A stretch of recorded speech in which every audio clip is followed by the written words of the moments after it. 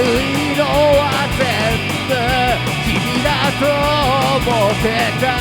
狂っているのはあんたなんだってつぶやかれてもぼんやりと空を眺め回しては聞こえてないふり。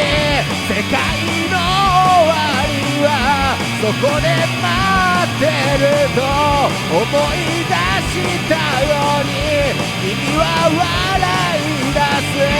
赤みのかかった月が昇る時それで最後だと僕は聞かされる。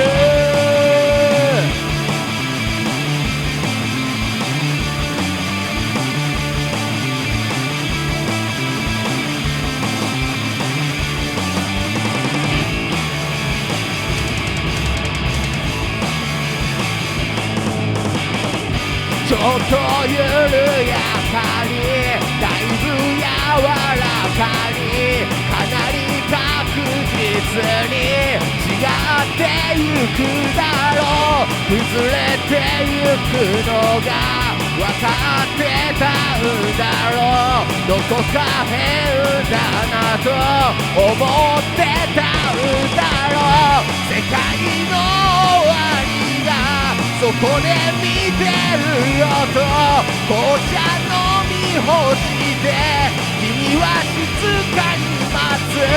パンを焼きながら待ち焦がれている。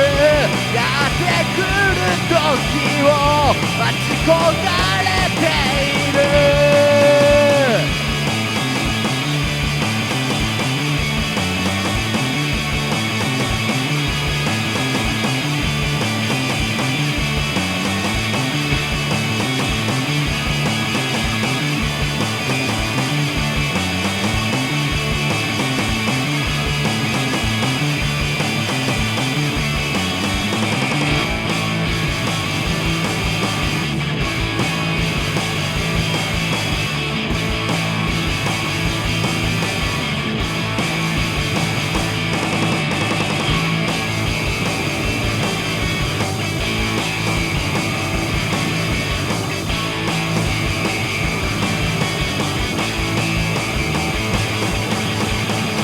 世界の終わりはそこで待ってると思い出したように君は笑い出す。